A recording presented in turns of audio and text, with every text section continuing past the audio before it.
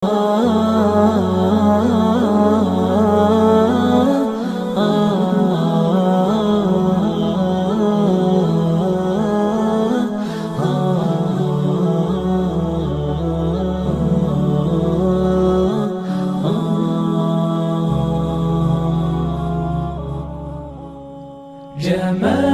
الوجود بذكر الإله، وتصفو الحياة بنور هداه.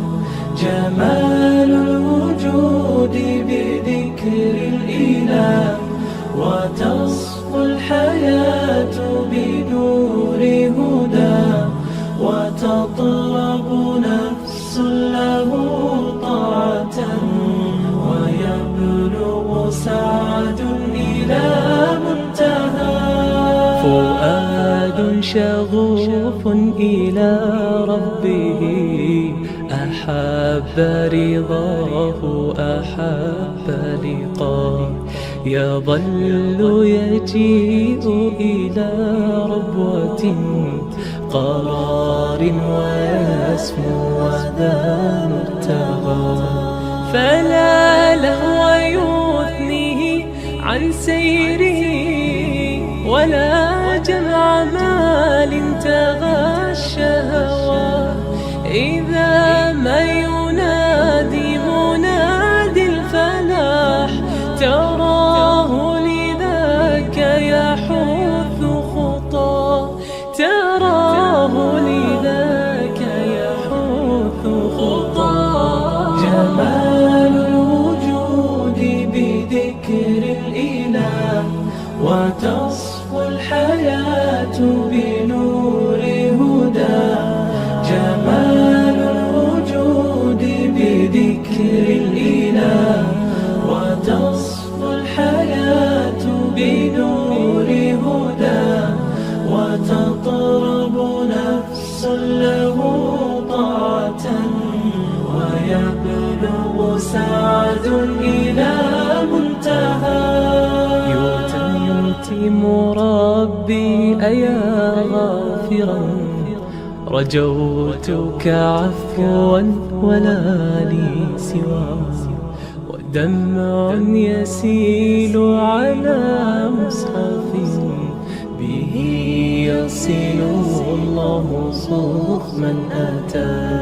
فتلك سجايا لقلب سليم، إلى الله دوما تدور رحاه. فيا سعد من كان ذا همة، إلى جنة في أعالي سماء. إلى جنة في أعالي سماء. جمال الوجود بذكر الإله، وتصفو الحياة بنور هداه. جمال الوجود بذكر الإله، وتصفو الحياة بنور هداه. وتطرب نفس له طاعة، ويبلغ سعد إلى منتهى.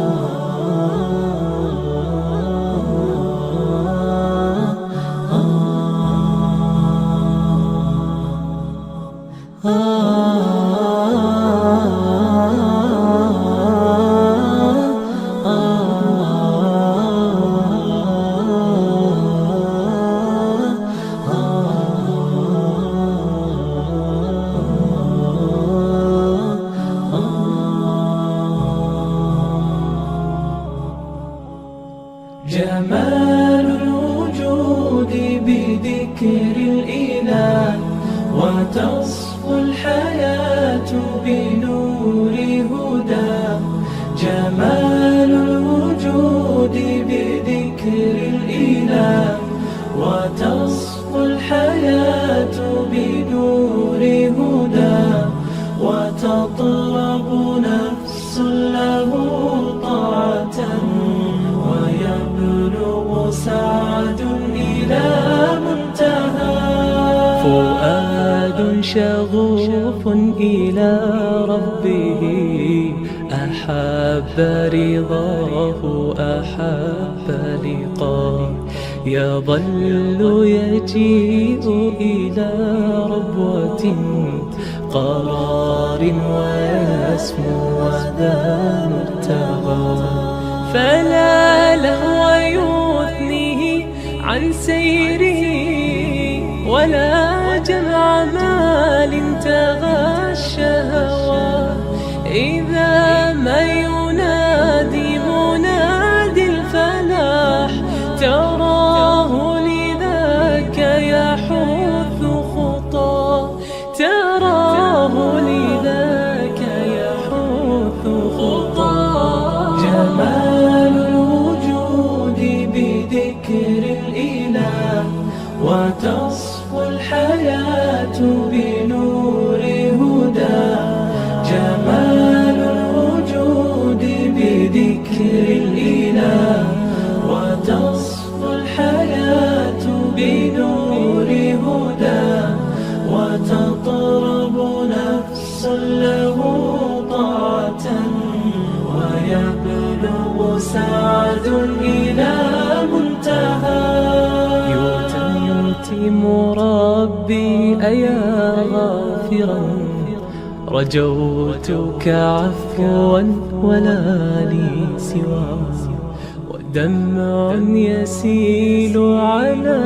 مصحف به يصل الله صوف من أتى فتلك سجايا لقلب سليم إلى الله دوما تدور رحاه فيا سعد من كان ذا همة إلى جنة في أعالي سماء إلى جنة في أعالي سماء جمال الوجود بذكر الإله وتصفو الحياة بنور هدى جمال الوجود بذكر الإله وتصفو الحياة بنور هدى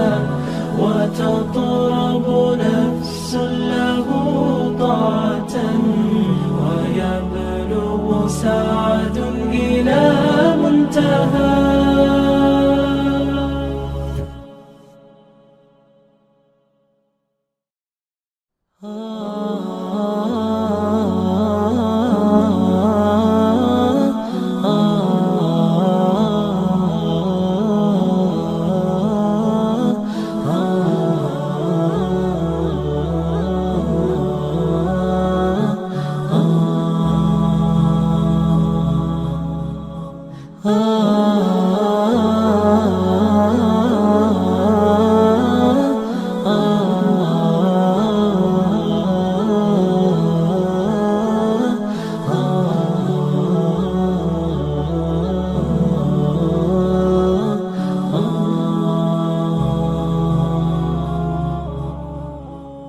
جمال الوجود بذكر الإله وتصفو الحياة بنور هدى جمال الوجود بذكر الإله وتصفو الحياة بنور هدى وتطلب نفس له طاعة ويبلغ سعد إلى منتهى فؤاد شغوف إلى ربه أحب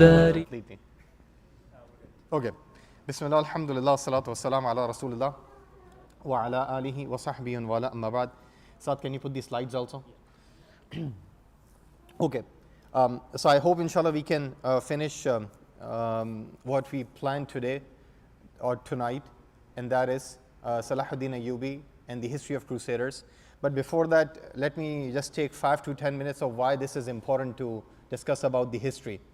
Some of you might think there's so much going on, there's so much bombing, why we need to even discuss the history, why can't we talk about the present and let's say the future strategy. So it's extremely important to know these things, why we are doing this, so that eventually we can have a confident way of looking at our past.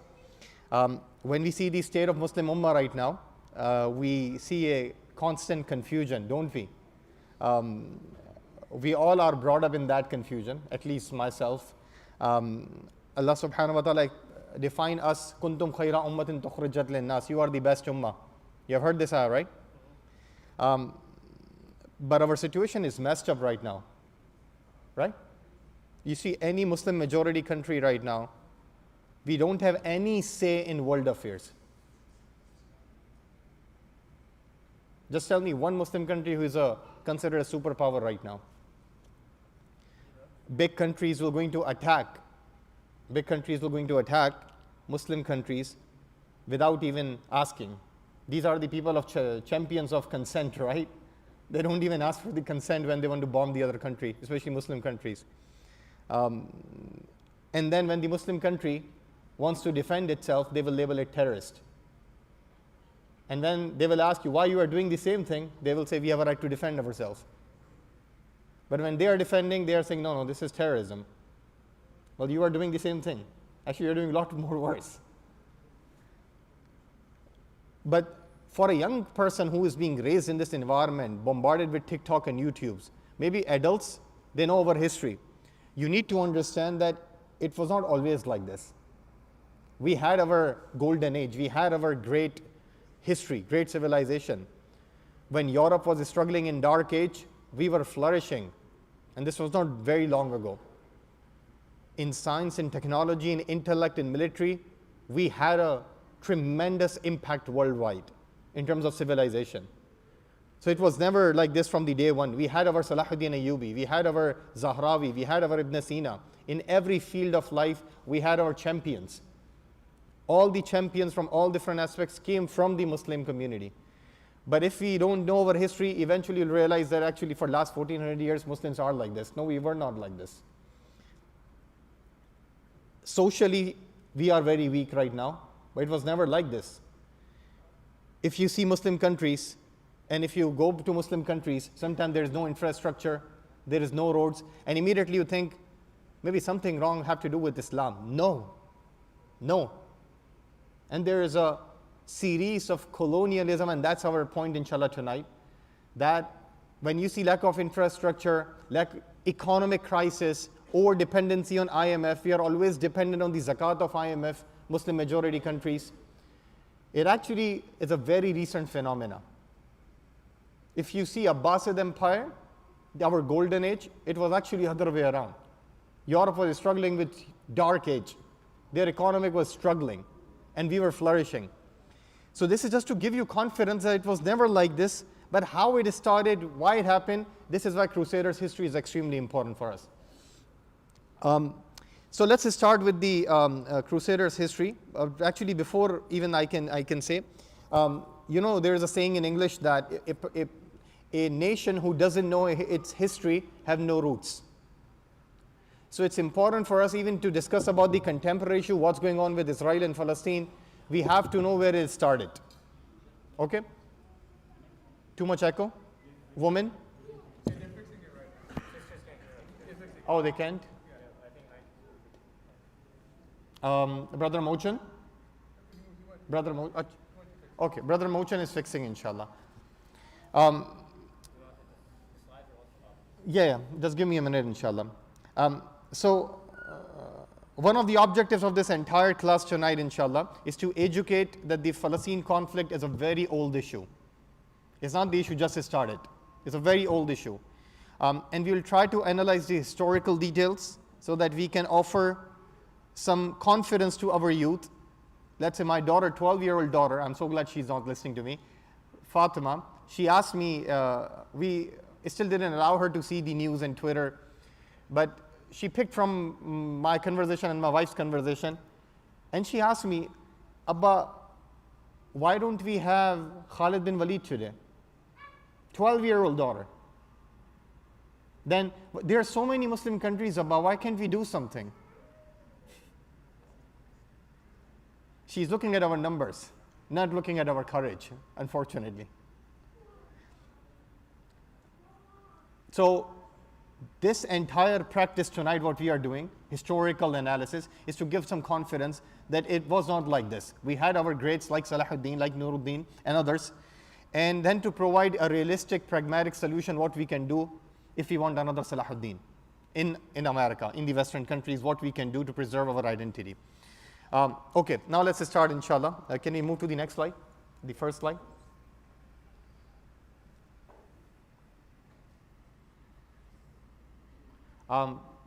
Saad? Okay, just make sure you move 2 slides and just remove the intro. Okay, so let's start, inshallah, while Saad is putting up the slides, inshallah. Let's start with our discussion, inshallah. So, who will tell me when did Crusaders came and when Crusade movement started? Tell me. Yes, 11th century. So that's a common narrative. If you'll Google it, Encyclopedia Britannica, you will going to see Crusade started with 11th century. And I want to present a thesis, it's wrong. Okay? And this is my thesis, you can disagree with me. Actually, some of the Muslim historians already present in this case, I'm just forwarding their case to you. Crusade, what is Crusade? Crusade, if you see, it's a crusade came Latin word crus, which means cross, and the Crusaders called themselves as the bearers of cross because they were wearing cross. That's why they were called as crusades. So it was between Islam, and I'll tell you what were their motives, and the Western Europe Christians, Western Europe Christians and Islam. That was the basically debate was going on.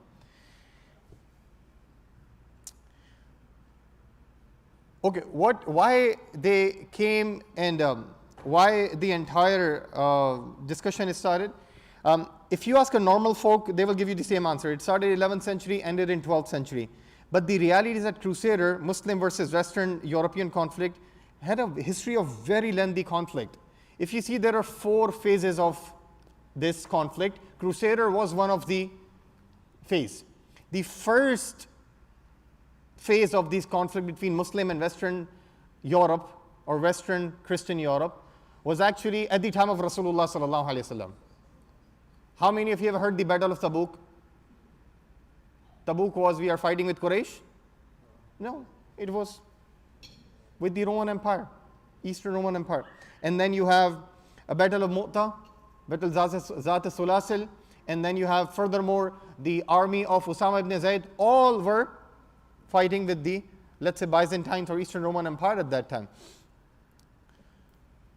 Then you move forward, some of the territories of the Byzantine Empire, Eastern Roman Empire, at the time of Khulafa, they lost, and actually Muslims had those territories within the Asia and North Africa. It happened within the first 4 Khulafa. So it is a very long conflict between Islam and Western Europe. Then a second phase will come, and that is, so first phase is Byzantine Empire. Second phase is Spanish Empire. Spain, Andalusia. Muslims faced significant challenge when they were ruling the Andalusia for first 300 years. It was never very smooth. First by Umayyad, then Abbasid, but even Umayyad managed to have an independent Khilafah in Spain. Alhamdulillah, because Spain is closer to, if you see the map, Spain in Europe, is it closer to Baghdad or closer to Europe? Tell me, closer to Europe. So Spain would definitely be a first fall for Muslims in the hands of Christian if there is any attack, because they are closer proximity to Europe. So immediately the northern side of Spain, which is Europe, they would attack the Muslims in Andalusia and Spain. And there are few movements which will come from North Africa to help, but it was not a smooth journey always. Alhamdulillah, few movements came, Al-Muwahidun, Al-Murabitun, we don't have time to discuss that. But eventually Islam survived for, should I use this mic? Let's try. Okay. Sisters, can you hear me? Sisters, can you hear me? No? Try this. Yeah, I'm trying this, so I don't know how much else I should try.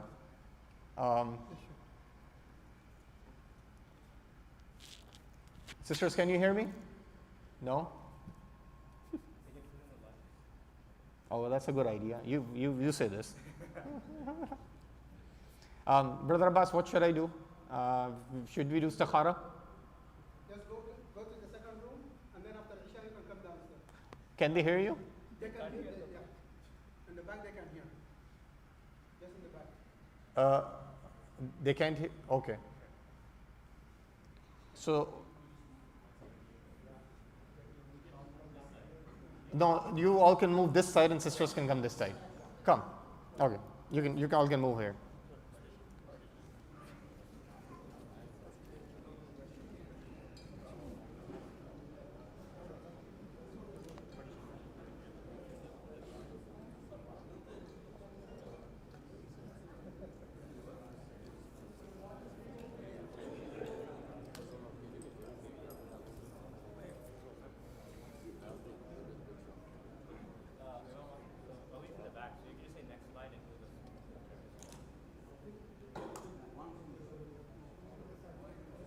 Like, Jazakumullah khairan. I'm sorry, subhanAllah, brothers, I apologize. But this looks like a, mashallah, a lovely gathering, mashallah. We are so close. May Allah subhanahu wa ta'ala makes our hearts so close. Ameen, ya Rab. I don't think so. I need this, right? This is better. Yeah, if you can.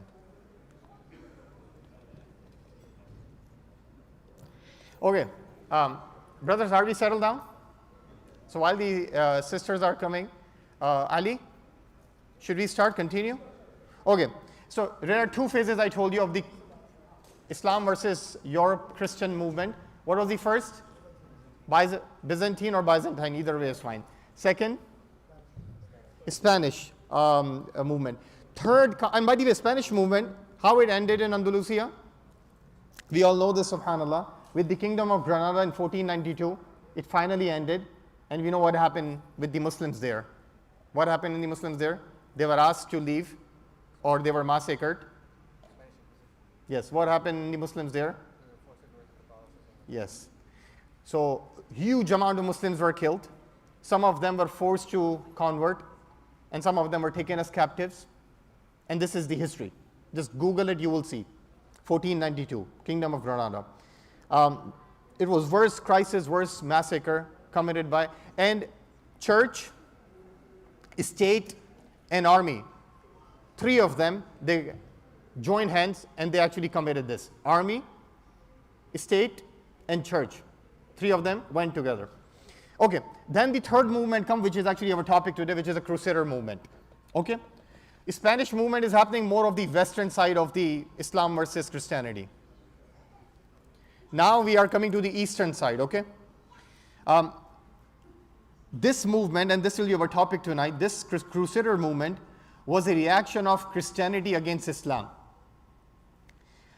Some historians believe that Crusader movement actually started from the western side first. So the attack on Andalusia, I will tell you, attack on Sicily. Where's Sicily? It's between the Italy and North Africa, there is an island called Sicily. And then the attack on Northern Africa, they all are part of the rehearsal of the crusade before they actually attacked Jerusalem, and they took the Jerusalem over for 87, 88 years. Why it was started, and we'll discuss all these things. And this is our topic tonight because it's extremely, extremely relevant for our discussion. Obviously, it have religious, social, intellectual, economic, political motives and roots why Crusaders came and attacked us, and we'll discuss that. But it used religion as a fuel, because you need to have an ideology which will fuel Europeans and Christians to give and sacrifice their life. but it have many other reasons, intellectual, economic, and others. By the way, which intellectual heritage they wanted to take from Islam? Europe was struggling in dark age and we were flourishing. Remember this, intellectually. Yes, religiously we were divided and we'll discuss that. Intellectually we were still better when they attacked us, remember. And alhamdulillah, Islamic resistance movement came when that Crusader attacked, and Salahuddin Ayyubi was part of that resistance movement. Remember this.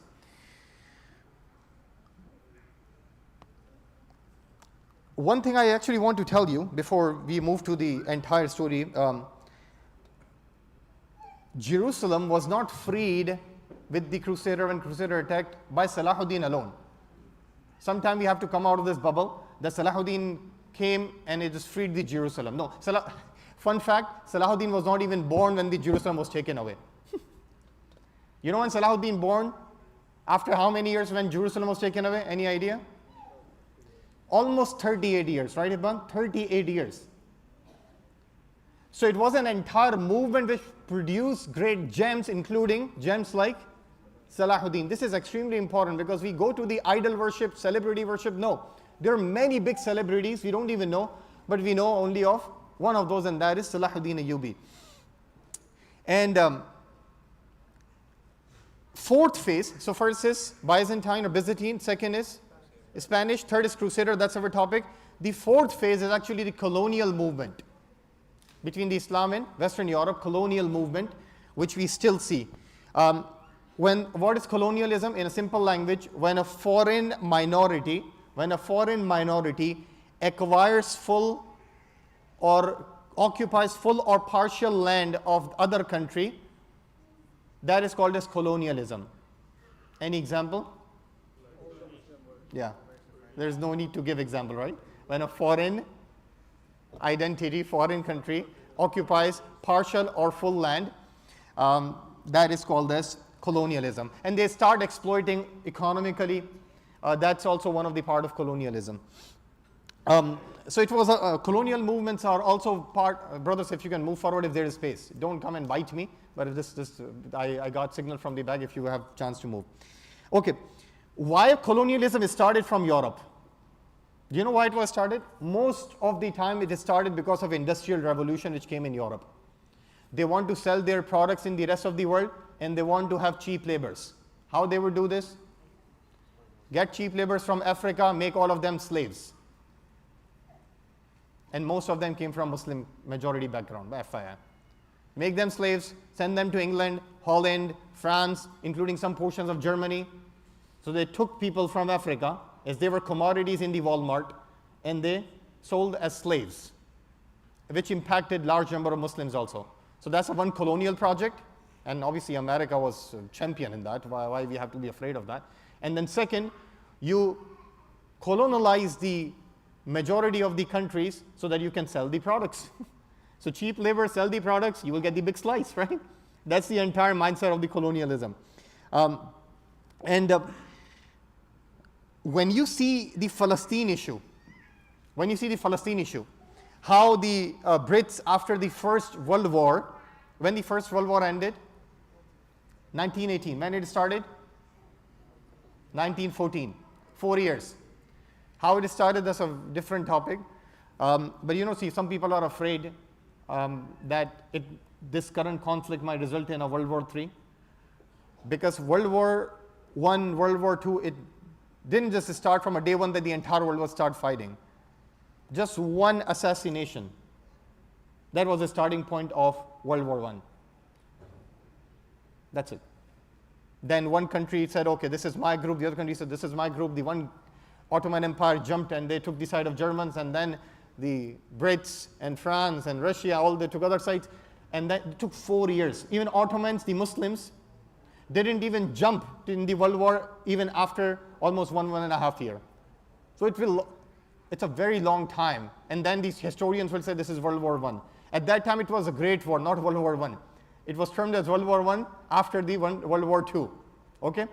So many times when you are in the ocean as a fish, you don't know what's going on outside of the world until an aquatic scientist will come and analyze the condition. May Allah protect all of us. Ameen Ya Rab. when you see the Palestine issue right now, how the Brits are, after the First World War, and after the demise of the Ottoman Empire, Brits give Palestine, literally they give Palestine as a gift to the Europeans, Jews. Gift. And obviously there's other, I don't want to take tangents, in the land which was predominantly Muslim.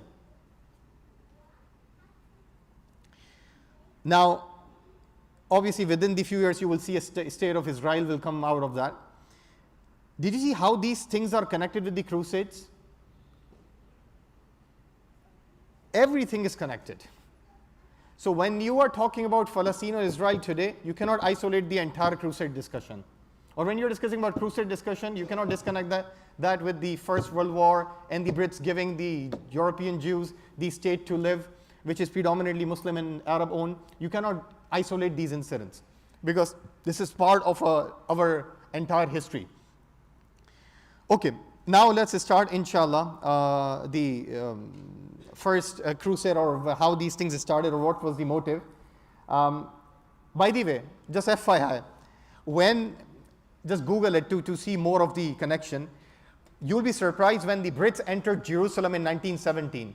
Brits entered Jerusalem in 1917, and it's just First World War ended when the Crusades ended in 12th century, right? When the Brits in 1917 entered in Jerusalem, their General Allenby in December 11, 1917, he said this statement. Just Google it; it's right there. He said this: the wars of the Crusades are now complete. In 1917, you thought Crusades are ended in 12th century. British general, after conquering Palestine, he says the wars on the Crusades are now complete. Just Google it, General Allenby, 1917, and you will get it. Similarly, French Crusader, when he went after this and he went into the tomb of the qabr of Salahuddin Ayyubi in Damascus, he said, now we have come back, Saladin. All these things are connected. All what you see right now is actually part of a larger, bigger crusade project. So may Allah protect all of us. Ameen Ya Rab. But alhamdulillah, there are many movements started.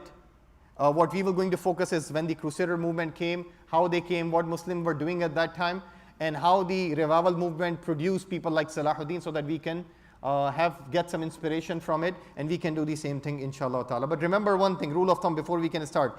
The Crusaders have not ended and will never end. What happened in Afghanistan, what happened in Iraq, and what is going on in Palestine is part of that project. May Allah protect all of us. Ameen Ya Rab. Okay, now let's start. Can we move to the, can we go to the previous slide?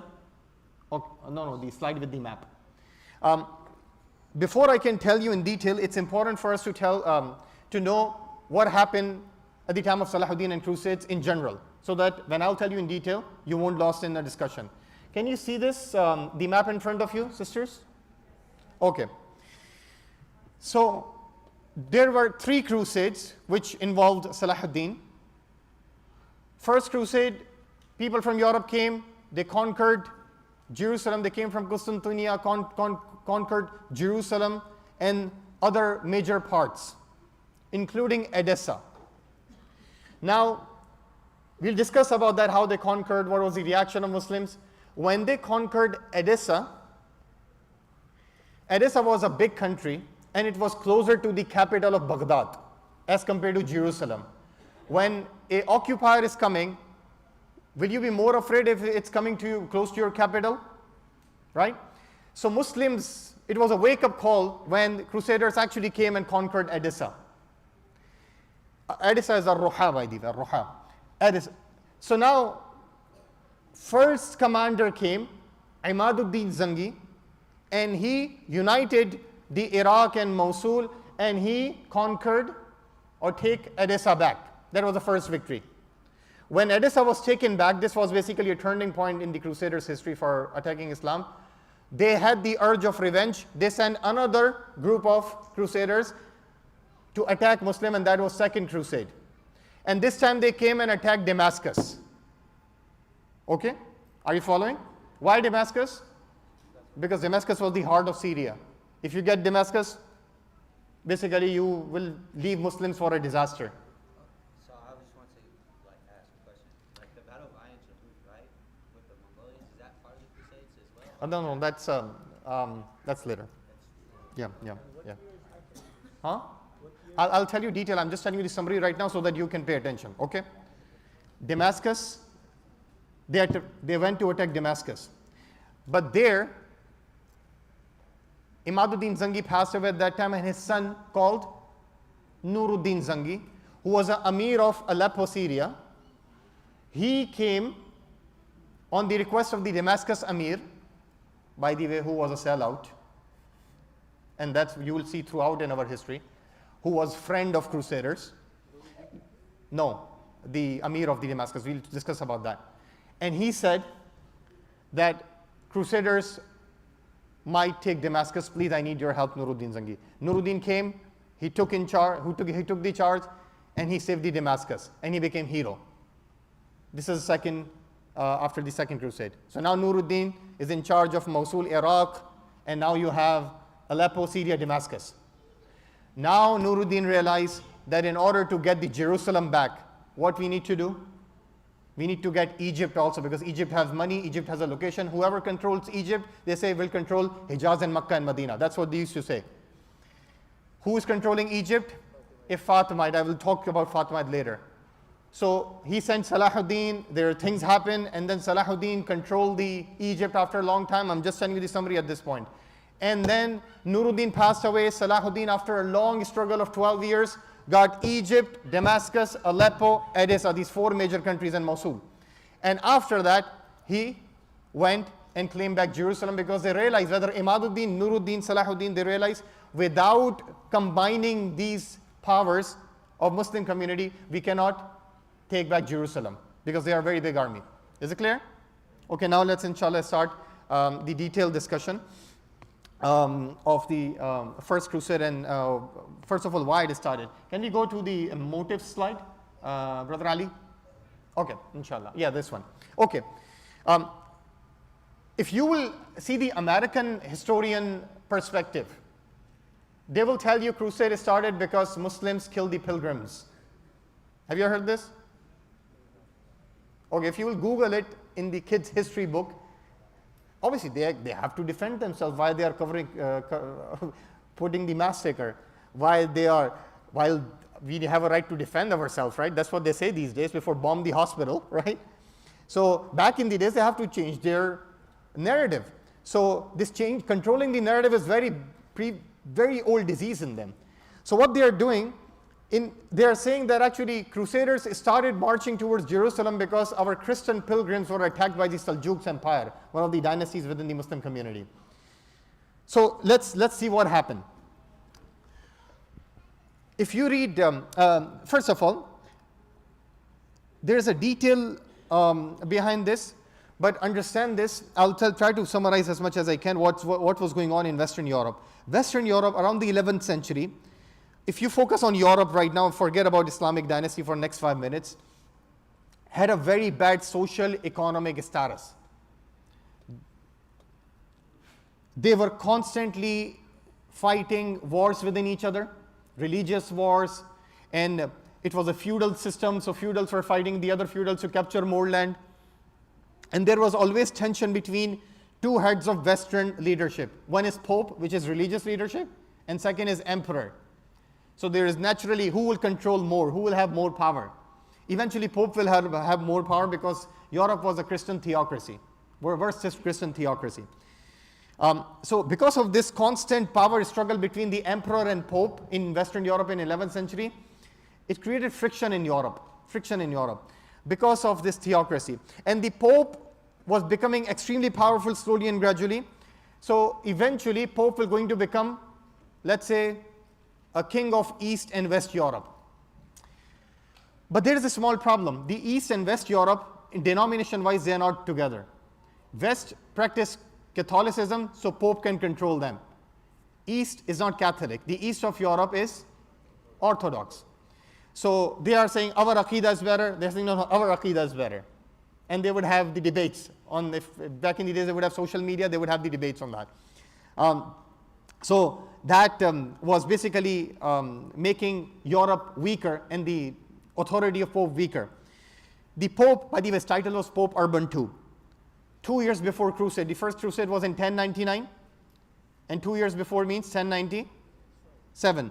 In 1097, Pope Urban II suggested that we should go and attack the infidels. By infidels, he means what? Muslims. And maybe because of these three possible reasons why Pope must have suggested this. First, it will end the internal conflict and we will be able to focus on one common enemy, that is Muslims. We'll take out energy in the external enemy, not the internal enemy. Second, more areas in the east will open up for these feudals to rule, so they will end up fighting here. Okay? And third, some Western historians also say that Jerusalem was also sacred to Christians. Why? Because they claim Isa alayhi salam was born there, and they also claim, which we deny, what was their claim? Crucified there, and we believe that he was not crucified. Remember this. This have also have to do a lot with Salahuddin's story, how he conquered Jerusalem and what he did with that place. So he gathered a massive army towards Jerusalem. They appealed every segment of the community that you have to leave, you have to leave, you have to leave. And their motives can be divided in 4 different motives. First is religious motive. What was the religious motive? I already told you that these places are the sacred places for Christianity, and they would label Muslims as infidel Muslims. So Pope Urban II, many times that this was done to save Jerusalem from the infidel Muslims. The Pope also said that there is an Islamic danger. If you see the Pope history, Pope Urban II, by the way, subhanAllah, looks like they are getting the pickup lines from each other, subhanAllah. Pope said, there's an Islamic danger to Europe from Constantinople, and that we need to liberate our Eastern Christian brothers and sisters who are living under the zulm of Islam. Just take a pause here. If you see any historian of 11th century, that the Christians who were living in the Muslim rule, they were enjoying and flourishing more than the Christians in Europe, just FYI. But you have to build your narrative, right? When Afghanistan was bombed, you know, one was the moral justification was that we have to liberate the woman. We have to liberate the woman. I don't know what does it mean. Maybe they will forget what is woman now. That's the liberation. Wallahul musta'an, because that's what we mean, because you don't even know what is a woman and you want to liberate one. Wallahul musta'an.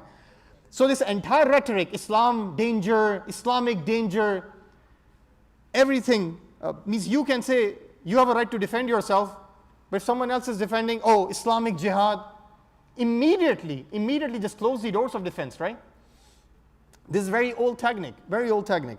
So the entire rhetoric to urge the listeners to take revenge against the Muslims was basically fueled by religious motive. That's first motive of the Pope or the Western Europe. And obviously that place was also considered as sacred from Christianity perspective. Okay, then there's a political motive also. What is a political motive? The political system was feudalism. You know what happened in feudalism? Even so in some Muslim majority countries, they call themselves Muslim, but they follow feudalism. Yeah, so if you have more land, you will be a boss. And in that culture, if you are a father who have 3 kids, 3 sons, if you dies, who will going to get your land? The older son. Okay, what about the other 2 kids? They will have jealousy, and then they will have fight, and then they will have conflict, and then they will have friction, right? Because they don't have divine guidance, so they will have to follow their culture and all those things. So what will happen to these brothers who didn't get anything? They will have, obviously, exert their energy, pull the legs of each other. So it was feudalism was creating disturbance. They realized by sending these jobless people into the crusade, if they win, they will get the land. They can control that land. So that was a political perspective, seeing from the feudalism perspective. So you cannot separate material goals and religious goals. Remember this. If you're trying to be oversimplification. Material goal and spiritual goals, even in the Crusades, were common. But obviously they have to use the idea of holy war. They have to use the idea to fuel the Crusaders to go and basically take the Jerusalem back. Okay, By the way, just fun fact, when Pope asked the people to leave, Pope abused his status so much that he said, Pope and clergies, if you would not go as a man, if you would not participate in Crusader movement, then you will be excommunicated. Socially isolated. So basically they put all the pressure that everyone will leave for this. Okay, social motive. What was the social motive? Social motive behind the Crusaders is that in the Europe Middle Ages, apart from clergy and warrior class, by the way, if you see the social status of the Europe, of Western Europe, clergies were like celebrities, and warriors, the fighters, were enjoying. But the vast majority of the people were masakin, who are working hard for their bread and butter so that they can keep the status of the clergy and warriors at this level. They have a humiliation in life. Economic status, I already told you, is down. So if you will tell them that by attacking Jerusalem and Edessa and these lands which have money, you already have a life of humiliation here. If you will get those lands, you will get a better life. If you will die, you will get the salvation from Jesus. Either way is fine, just go. So that's why you will see most of the people who came in Crusader, they don't even know the army skills. It was just more numbers and less, and not even army skills or how to engage in a fight. They came with a frustration mind and they just went. By the way, another fun fact, that when Pope was sending the people, he didn't allow the ministers and the clergies to go with them. Why? Yes? Because see, people are coming from all different backgrounds. It's not one ideology. They're using religion and economics and social motive. If you will going to have a learned scholar, Christian scholar will go with you, there is a chance of rebellion. It's smart, right? They always have this policy, divide and rule, right? So from the first day they said, no Christian scholar will go. It's just the army and few people here and there. This is also extremely important. Economic motives. The financial situation of Western Europe was so bad. France was struggling the most at that time, by the way. Italy also was very poor. So they saw this opportunity that our condition will be better. That's why most of the Franks, by the way, the word Frank, when you see the Crusader history, Frank is referring to the Crusader fighters, even though they were Germans. So basically in our current time, England, Germany, and France. These are the countries from where most of the Crusader army came. Remember this. Okay. Before we can see what they did when they came to Jerusalem, what was the situation of Muslims at that time? This is important, right? Muslims, I told you, they were ruling Damascus, Aleppo, Egypt was run by Fatimid, Marrakesh, and then you have, subhanallah, Baghdad was the capital. Baghdad few years ago was considered as a golden age, cosmopolitan city. What happened? Why these Crusaders came, they attacked us and we didn't do anything. Yes, Sheikh Hibban? They were divided, mashallah. Biggest division was Shia-Sunni conflict. Biggest division. And they were exerting more energies because who will going to take each other land? And sometime actually, the sad part is, I don't know if we have time tonight to discuss that or not, the Fatimid, an offshoot of Shia Caliphate in Egypt, they would call Crusaders, write letters to Crusaders to attack Sunni. Twice Salahuddin there was an assassination attempt by the Fatimid Shia. Once they came so close in his camp, they hit his face with the sword until the end Salahuddin had the mark on the face. That was not from the Crusader, that was from the Fatimid. Means how can you complain others? We have this, that as we are saying, our religion is divine, but our history is humane. Remember this. Our religion is divine, but our history is humane. And we talk about these internal rebels all the time. So there was a Shia-Sunni conflict which was making us extremely, extremely weak. But Sunni themselves, they were divided in fraction. There was a Khalifa in Baghdad, which was just for symbolic figure. If you were going to make dua by mentioning his name on Friday, he is cool with that. He doesn't even have army at this point, by the way. He lost all of his power. He gave his power to all the different dynasties at this point, Seljuk dynasty, who have basically, there were offshoots, dynasties are coming within the Islamic empire. And right now, Seljuk dynasty is the biggest, and then Zangid will going to become biggest.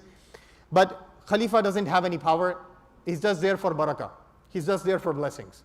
Okay? Just like when the organizations, like mashallah, there are many masajid here, many national organizations are here. When you don't do anything, then all your concern will be about our logos on flyer. Have you seen that? Right? Masajid and the Islamic organization will say, we don't want to do anything, but put our logo on the flyer. That same mentality was coming from Abbasid Khalifa at that time. Whatever is happening, but just mention my name on Friday, that's it. So he was there for barakah, no army at all. And then Seljuk dynasty were divided even within themselves. When Crusaders were attacking, and we'll discuss that, they were not fighting with the Crusaders, they were fighting within themselves. Who was going to control more dynasty? This was happening within our Ummah. From fiqh wise, there is actually a very interesting discussion. Fiqh wise, we were divided. There was a big debate between Hanbalis and Shafis going on in Baghdad. Should I tell you one of those debates? Just to get the idea that what we were doing when Crusaders were butchering our kids in our backyard, in Crusaders. So just 15 years ago, before the first Crusader movement, just 15 years ago, Baghdad was the hub, obviously, is the capital. So there was a difference between Hanbali and Shafi fiqh in terms of their secondary theological issues. So a big Ash'ari scholar came, Shafis follow Ash'arism. Ash'ari scholar came and he started saying, because he was supported by one of the righteous person, and he himself was the biggest scholar, but he was a little harsh on Hanbalis. So he started saying, وَمَا كَفَرَ سُلَيْمَانَ وَلَكِنَّ الشَّيْطَانَ وَلَكِنَّ الشَّيْطَانَ كَفَرُوا. The ayah of Surah Al-Baqarah, that Sulaiman didn't do kufr, but shayateen did kufr. Okay, this is the ayah. He did the tafsir of this ayah by saying, وَاللَّهِ مَا كَفَرَ أَحْمَدَ وَلَكِنَّ أَصْحَابُهُ كَفَرُوا. That Ahmad ibn Hanbal didn't do kufr, but the people who followed Imam Ahmad ibn Hanbal, they did kufr. And why? Because it's a different discussion, it's an Aqidah discussion. It's a secondary level, Ash'ari versus Asari versus Hanbali discussion. It's not even related to us. And that it created an uproar. Then who is with supporting who? Are you Hanbali? Are you Ash'ari? We are discussing this. Our influencers back in the days were doing this, and Crusaders were preparing that, okay, let's march towards Jerusalem. Just keep these contexts because it's very relevant of what we are doing in today's society. So ideologically, politically, military-wise, sectarian issue, we were weak. Yes, technology is still, we are better. Because technology-wise, we are better than Europe because we had the golden age. We were still better in military, but we were focused on fighting within ourselves, so we were becoming weak. And we were not organized around the 5th century when the Crusaders came because of these rebels and so on and so forth. By the way, Muslims were not even aware when the Crusaders came and attacked them for the first few years.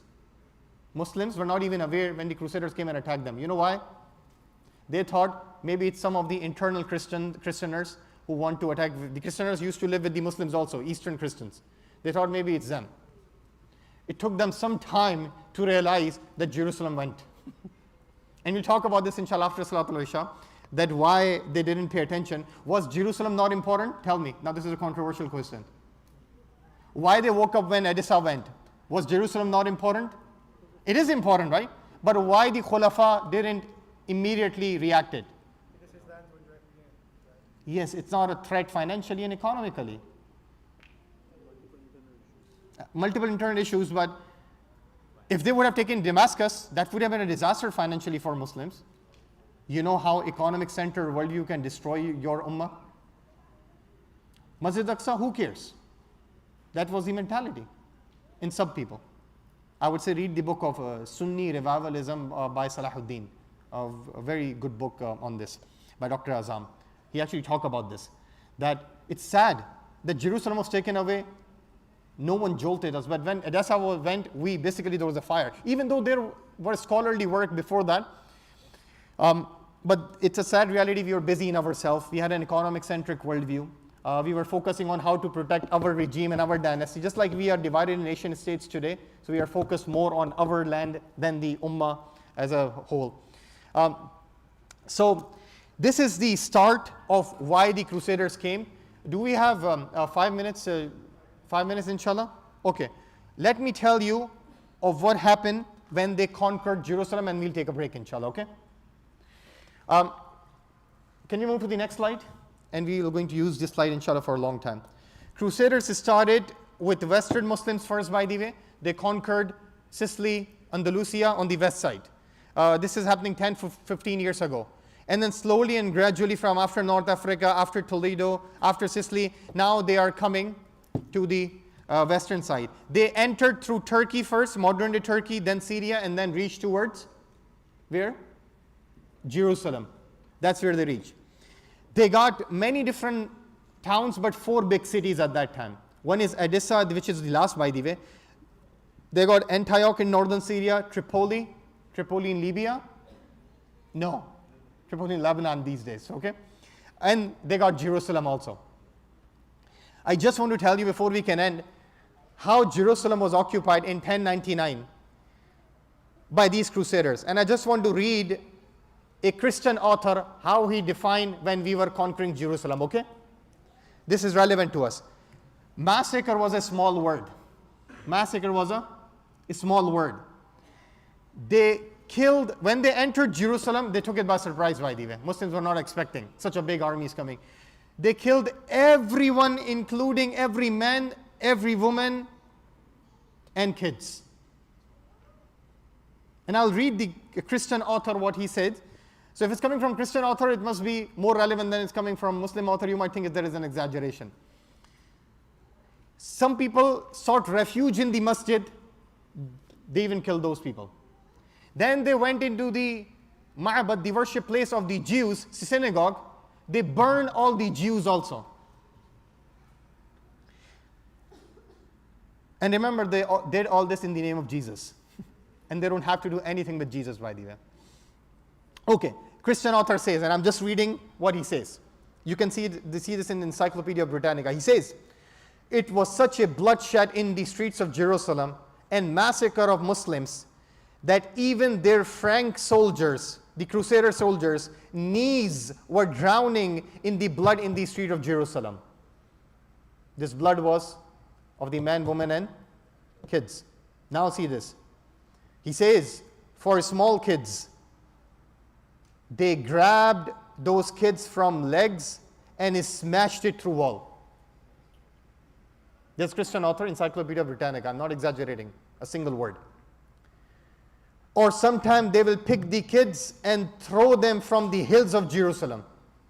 Those of you who visited Jerusalem, I visited last year.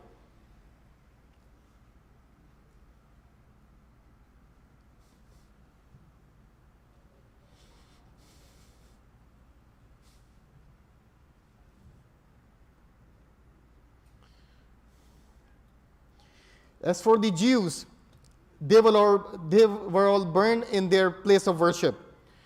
All the people were killed with their sword, not with the button that you can take them 500 people away. Can you imagine how much it requires to kill people with sword? Ibn Asir says, and he, Christian author, confirms, almost 70,000 people, according to one report, were killed. How many? And it's not with button, with a bombing, with sword. Because there were 70,000 people, all the bodies of kids, women, and men were in the streets.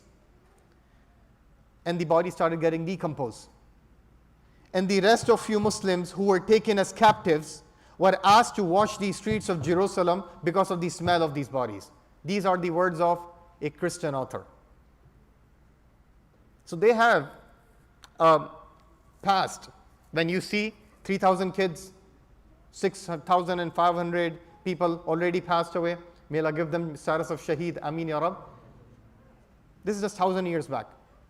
Same place. Inshallah, once we'll come back, we'll try to understand how Muslim resistance movement started and what we can do, inshallah, in our time. I ask Allah subhanahu wa ta'ala to protect all of us, inshallah ta'ala. Jazakumullahu khairan. Assalamu alaikum.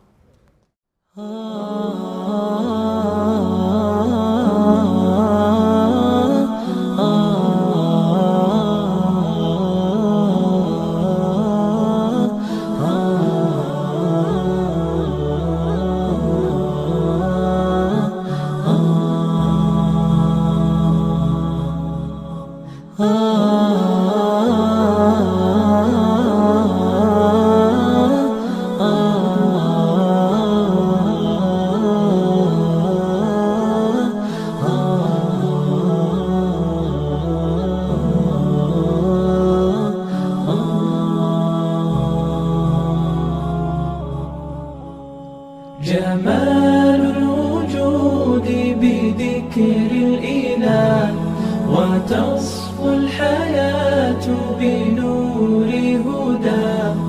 جمال الوجود بذكر الإله وتصفو الحياة بنور هداه. وتطلب نفس له طاعة ويبلغ سعد إلى منتهى. فؤاد شغوف إلى ربه أحب رضاه أحب لقاه. يظل يجيء إلى ربوة قرار ويسمو وذا مرتضى. فلا لهو يثنيه عن سيره ولا جمع مال تغشى هواه.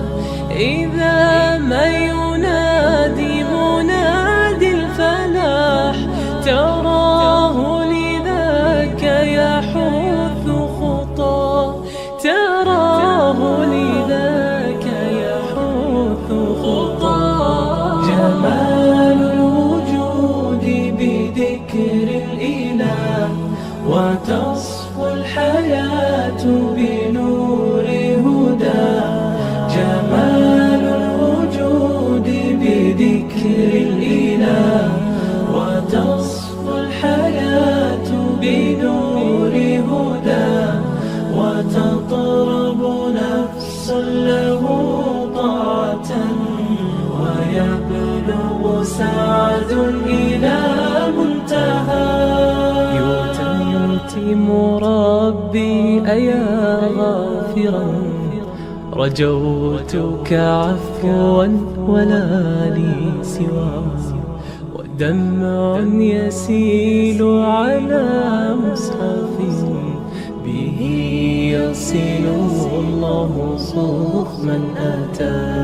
فتلك سجايا لقلب سليم إلى الله دوما تدور رحاه. فيا سعد من كان ذا همة إلى جنة في أعالي سماء. إلى جنة في أعالي سماء.